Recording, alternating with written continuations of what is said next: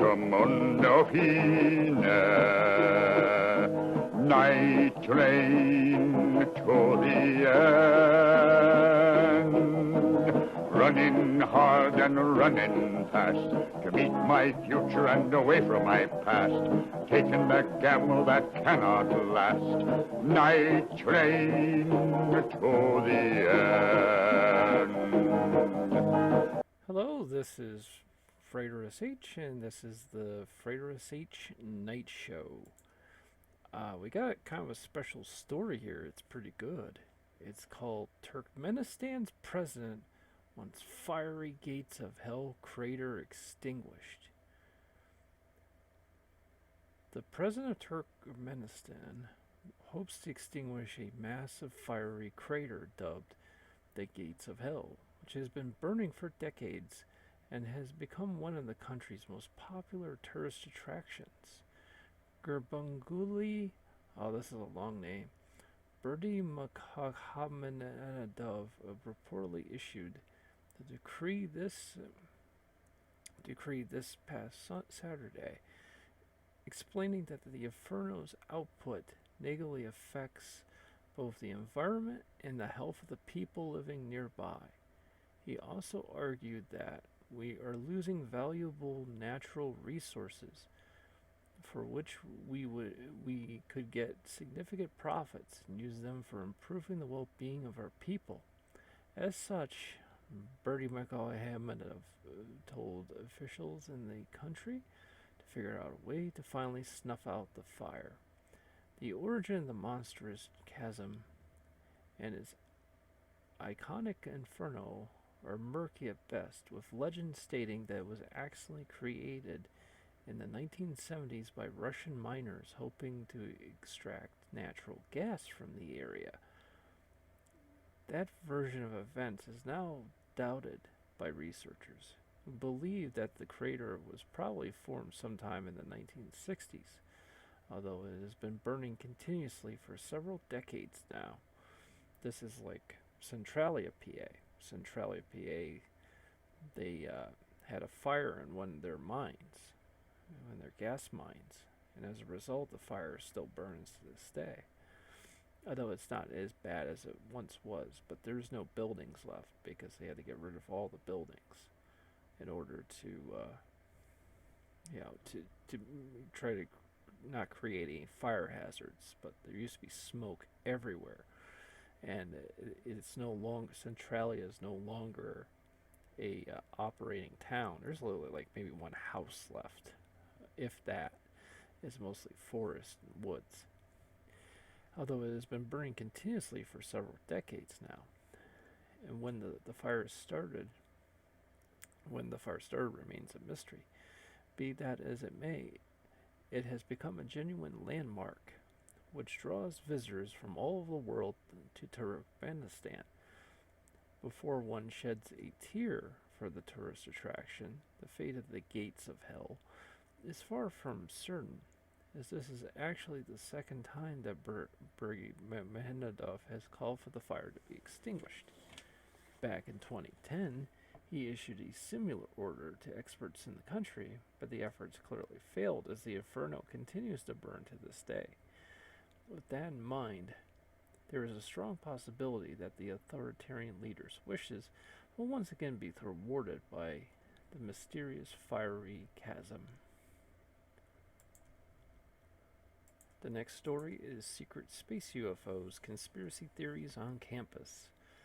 The legendary T-3B is said to be the very first alien reproduction vehicle the military built secretly for space exploration. UFO researchers Darcy Weir and James Goodall join Richard Syrett to discuss the history of and connections between triangular UFO sightings and top secret military aircraft, such as the TR-3B, that continue to be seen all over the world. Edgar Foch was the first to disclose the information about the TR-3B and provide schematics of how it looked and operated. Weir explained Fauch claimed as at a UFO conference to have flown in the TR-3B at Area 51. He added TR-3B was a crude understanding of how something like an off-world world craft would work, but with our technology, Weir said.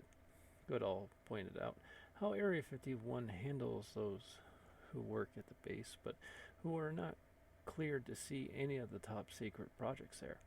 If you're not cleared on a particular program, you must go into a windowless building whenever they roll out a secret project.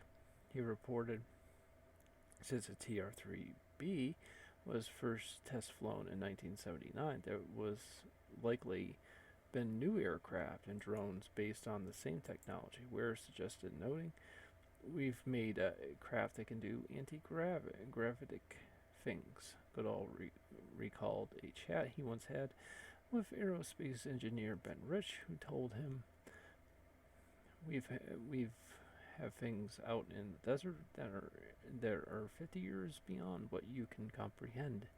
Check out Weir's documentary, Secret Space, UFOs, Rise of the TR-3B. Available now on a variety of streaming platforms."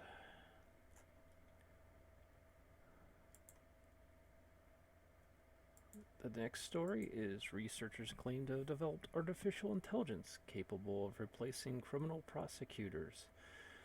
Researchers in China claim to have developed an advanced AI that is reportedly capable of identifying crimes and filing charges against those suspected of committing them.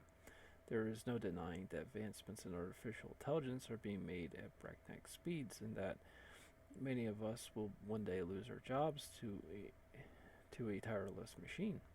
But I doubt anyone imagined prosecutors would find their jobs threatened by machines anytime soon. And yet, if Chinese researchers are to be believed, there is already an AI program that can replace human prosecutors to a certain extent and file a charge with over 97% accuracy based on a description of a suspected criminal case. The controversial AI was developed by a team led by Professor Shi Yong, director of the Chinese Academy of Sciences Big Data and Knowledge Management Laboratory.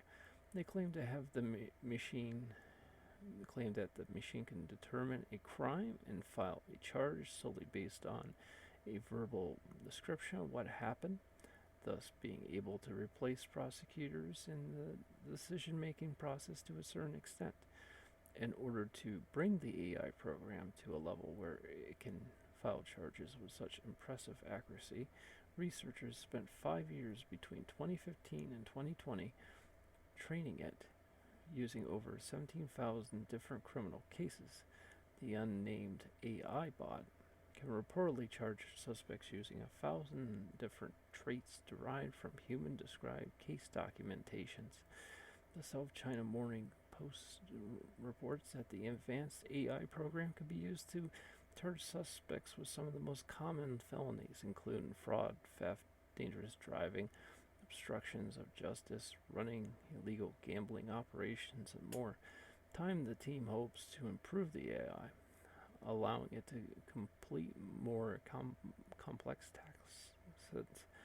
tasks like recognizing uncommon crimes and filing multiple charges against a single suspect.